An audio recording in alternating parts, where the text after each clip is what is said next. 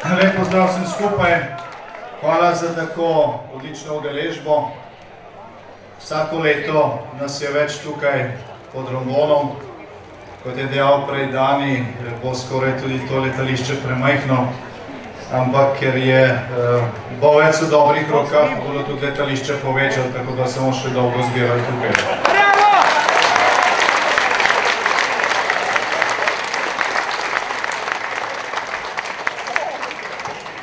Zdaj vem, da niste prišli iz vseh koncev Slovenije tukaj poslušati dolgih govorov. Kljub temu pa mi dovolite par stavkov v tem dobrem razpoloženju.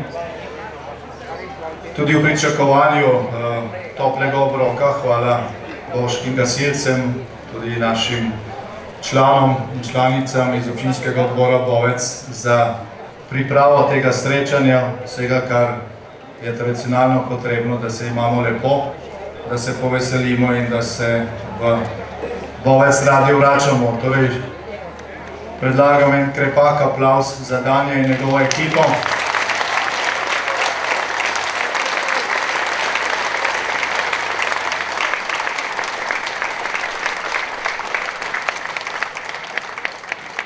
Hvala tudi za to vreme, ki vendarle ni prevroče. Včeraj je bilo tukaj predvsej bolj toplo, če se milo izrazim, tako da bomo zdržali do konca. Zdaj od našega lanskega srečanja smo doživeli marsikaj, tudi tisti, ki smo že veliko tega izkusili. Smo bili presenečeni kar nekajkrat.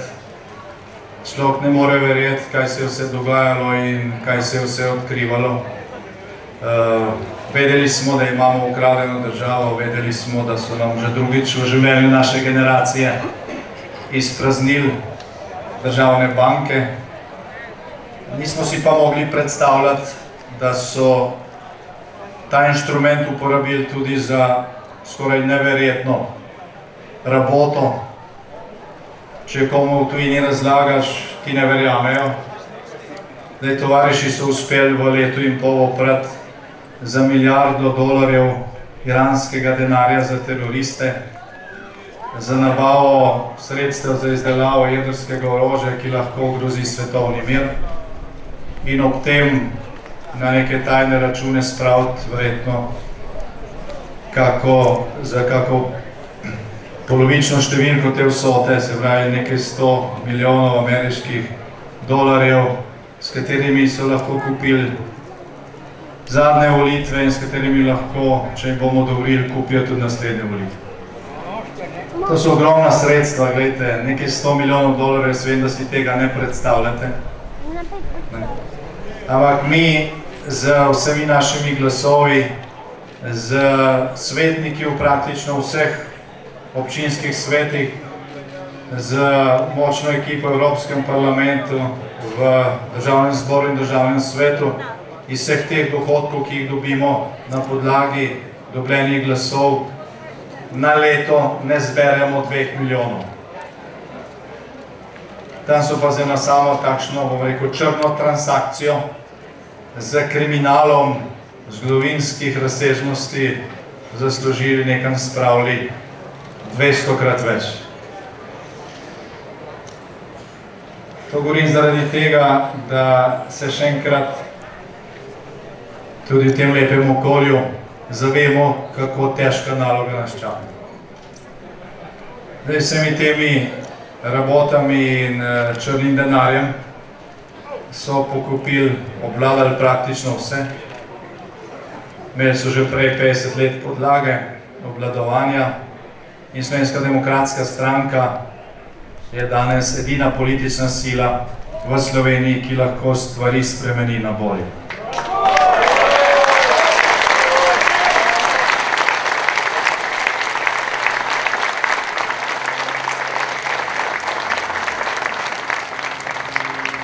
Ko smo to govorili pred 8 leti, so nekateri prisluhnili, drugi niso. Mimo večine so ti stavki šli, ne da bi se jih dotaknili. Zdaj, ko smo to govorili pred 4 leti, so bile razmere dramatične in polovica volilnega telesa je ostalo doma. Oblast, ki jo imamo, je ne samo, da je bila izvoljena na nepoštenih volitvah, se pravi na ukradenih volitvah, ampak na te volitve tudi polovica ljudi sploh ni prišlo, ker niso verjeli v možnost spremembe. Ampak alternativa obstaja. Alternativa je Slovenska demokratska stranka in tisti kritični posamezniki, naši simpatizeri in tudi izven, ki se zavedajo, kaj se dogaja, ki so se pripravljeni angažirati tudi kot civilna družba, ko vidijo, da se krade iz naših žepov in naših denarnic. Vidim tukaj Vilija Kovačiča in ga toplo pozdravljam.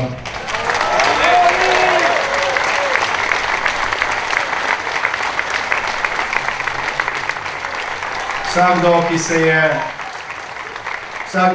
ki mu ni vseeno, kaj se dogaja, pa tudi, če je nas simpatizer ali pa če ni.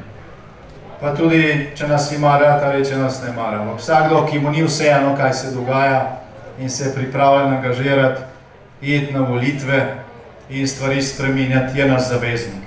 Kdor ni proti nam, ta je z nami in to je naše geslo za prihodnje volitve.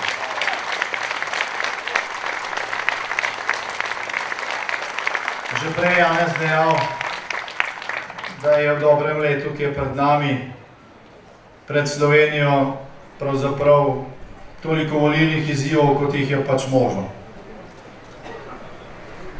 Imeli bomo predsedniške volitve, imeli bomo posredne volitve v državni svet, imeli bomo državnozborske volitve, imeli bomo lokalne volitve prihodnjo jesen, imeli bomo najmanj en referendum, ta bo najprej na vrsti septembra. Da je oblast se intimno zaveda, da je bila izvoljena na nepoštenih volitvah, na ukradenih volitvah in zaradi tega se vseh volitev boji. Zato tudi niso dovolili, da bi imeli hkrati predsedniške volitve in referendum, čeprav bi bilo to bistveno ceneje. Čeprav bi bilo to bistveno ceneje in čeprav bi zaradi tega bistveno več ljudi sodelovalo pri demokratičnem procesu. Ne, ampak to ni njihov cilj.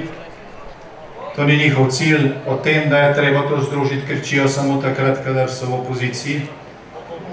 Ko smo mi imeli vlado in so oni predlagali, da je referendum o zavarovalnicah hkrati s predsedniškimi volitvami, z naše strani ni bilo nikakršnih ovir. In če se spomnite, imeli smo predsedniške volitve, pa mandata nazaj, in referendum o zavarovalnicah, ki se ga najbrž niti ne spomnite več, ampak samo enkrat se je šlo na volišča. Zdaj pa ne, ker se bojijo. Bojijo se tistega, kar je na drugi strani ključna garancija, ključni garant za spremembo. To je enega glasu. Vsakega posebej. Ko smo v Sloveniji začeli z demokratičnimi postopki pred 27 leti, smo verjeli, da je zato, da zmagaš na volitvah ali pa da tam dosežeš dober rezultat, potrebno imeti dobro ekipo, dober program, dober nastop in to je tisto, kar odloča. Ampak to je velika iluzija. Če v Sloveniji verjamete, da boste zmagali z dobro ekipo in z dobrim programom, je to skrajno nevarno. Ker nič od tega ne odloča. Nič od tega ne odloča. Če bi izbira programov ali pa ponudba programov in ekip odločala, potem bila Slovenska demokratska stranka že dolgo časa neprekinjeno na oblasti. Ali pa tudi ne bi bila, bi nas premagal to z boljšim programom. Ampak doslej se jaz ne spomnim nobenih volitev, kjer bi se odločalo na podlagi programov. Vedno se je uporabljalo inštrumente, ki se jih da bodi si kupiti, bodi si jih ukradejo preko zlorabe tako imenovane pravne države. No, kljub temu je naš strokovni svet v zadnjem letu izdelal celovit program za naslednji mandat. Ne zato, ker bi iluzorno verjeli, da lahko s tem programom zmagamo na volitvah, ampak zato, ker vemo, da tak program potrebujemo od prvega dne po zmagi na volitvah. Zato, da priložnosti ne bodo šle mimo in da bodo izkoriščene. Vsak mesec je en resor, en odbor našega strokovnega sveta predstavil program za svoje področje. Torej, če vas kdo vpraša, ali Slovenska demokratska stranka sploh ima program, ga vi vprašajte, če je sedel na ušesih. Ker smo programe predstavljali intenzivno skozi zadnje leto, tudi zaradi tega, ker vemo, da tisti mesec pred volitvami je to praktično nemogoče. Predstaviš 10 ključnih točk, oni bo potem poročajo o tem, kdo je prišel na tiskovno konferenco, pa kako kravato je imel ali pa kaj tanskega. Takrat je to nemogoče spraviti do ljudi in mi smo to poskušali v teku zadnjega leta. Nekaj se je prijelo, predvsem pa je važno, da vi to veste, da smo programsko pripravljeni. Naš strokovni svet je sestavljen iz ekipe, iz ljudi, ki natančno vedo, kaj je treba storiti kjerkoli. Od pravosodja do obrambe, do infrastrukture, do gospodarstva, financ in tako naprej. Ne samo, da vedo, večina njih se je že dokazala, imajo rezultate za sabo. Ne bo to odkrivanje tople vode pa učenje. Ne bo to nek mandat, ker prije nekaj profesorjev na Gregorčičevo in mislijo, da vladajo. To se namreč dogaja v zadnjih letih.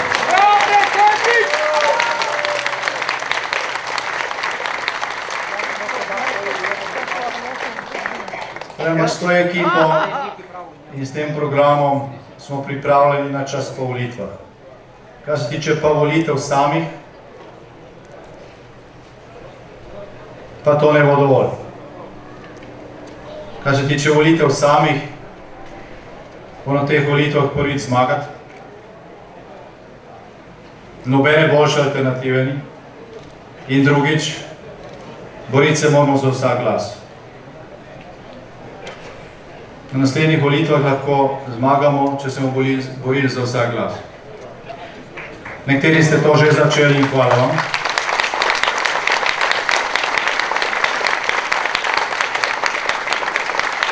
Zdaj tukaj vidim veliko znanih obrazov z naših dosedanjih bitk.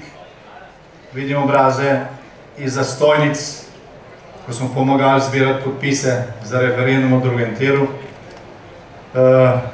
Tisti veste, kako se boriti za glas. Ampak vsak glas je enako pomemben. Ne glede na to, kje ga dobite, ali na Goričkem, ali v centru Ljubljane, ali v Piranu, Novi Gorici ali Novem mestu, kjerkoli ga dobite, gre ta glas v skupno vsoto, v skupno vrečo. In na tej podlagi se mandati potem delijo.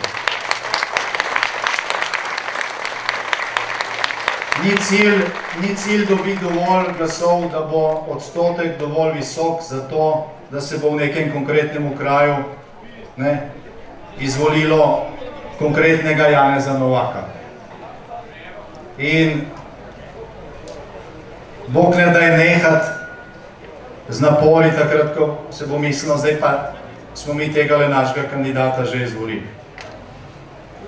Vsak glas, tam, kjer nekoga izvolimo in tam, kjer nikoga ne izvolimo, gre v skupno vrečo in je glas, ki šteje. Imamo proporcionalni volilni sistem, ki je v osnovi slab, izkrivljen in nerazumljiv, ampak ena zakonitost velja. Noben glas praktično ne gre v nič, če priješ čez prag, kar je dilema pri mnogih, mi se s tem ne ukvarjamo, in vsak glas šteje. Kjerkoli ga dobimo, kadarkoli ga dobimo, do zadnje sekunde, ko se zaprejo volišča. Do zadnje sekunde, ko se zaprejo.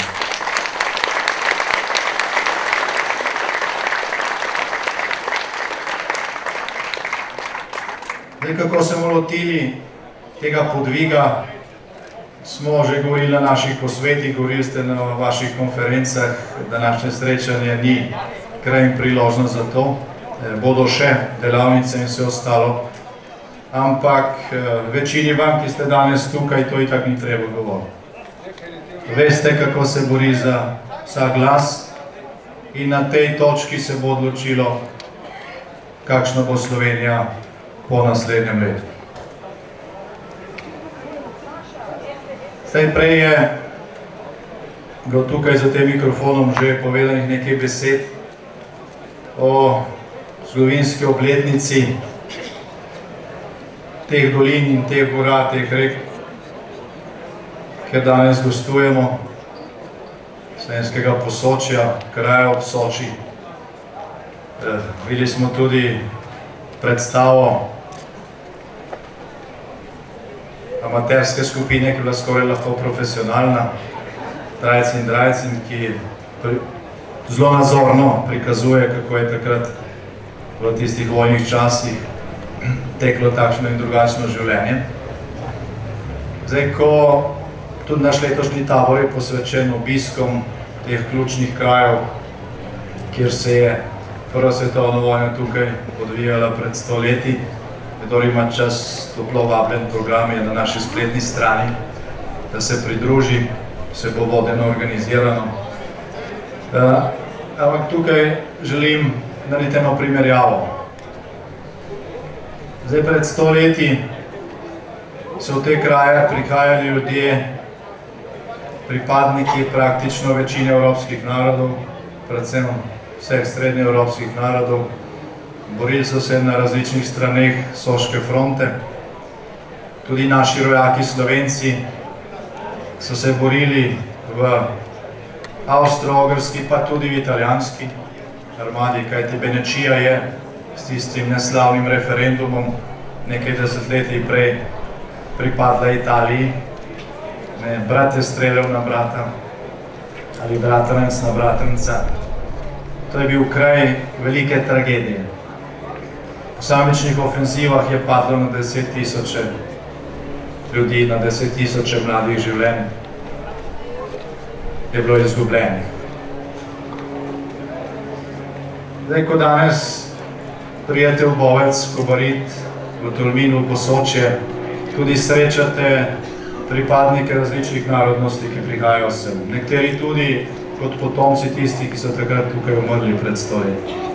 Ampak danes prihajajo v miru, kot turisti. Prihajajo zaenkrat še v glavnem, hvala Bogu, brez potnih listov. Zdaj, velik kontrast je v tej primerjavi. Časa pred 100 leti in časa, ki ga danes živimo. In najbolj ni treba posebej poudarjati, kateremu času dajemo prednost. Ampak ta čas ni samoumeven. Ta čas ni samoumeven. Te dosežke, ki so omogočili, da danes sem prihajajo turisti, da se družimo kot prijatelji, kot sosedje v miru, kot tisti, s katerimi živimo skupaj v Evropski zvezi.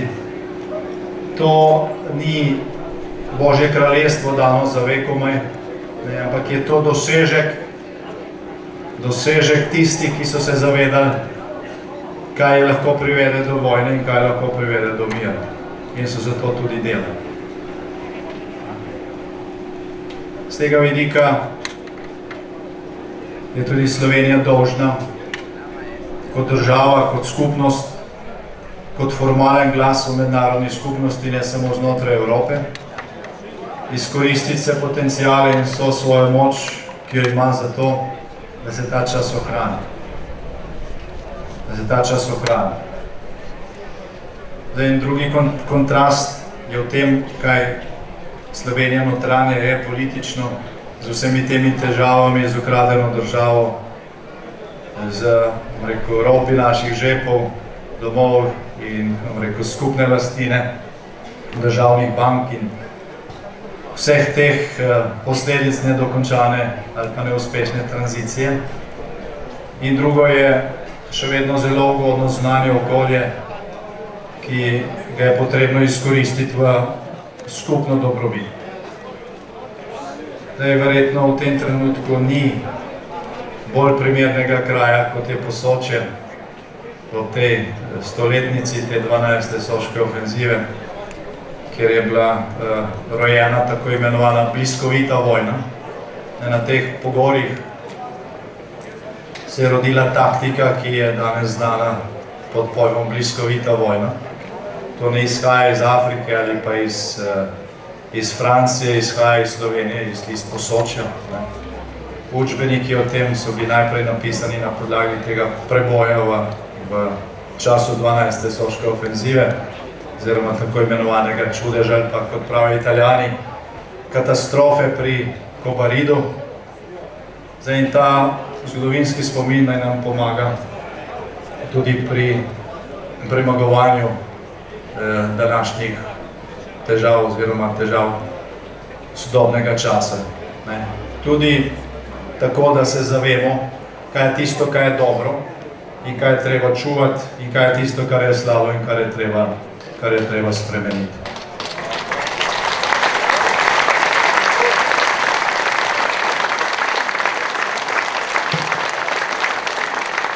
Zdaj, od nekod že prihajajo mamljive vonjave, kosilo se najbolj že malo postalo, tako da vsem skupaj želim dober tek, prijetno druženje še danes, naredite čim več načrtov o tem, kako bodo posamični odbori še posebej znotraj regij, regijskih koordinacij sodelovali v tem izzivu, ki je pred nami.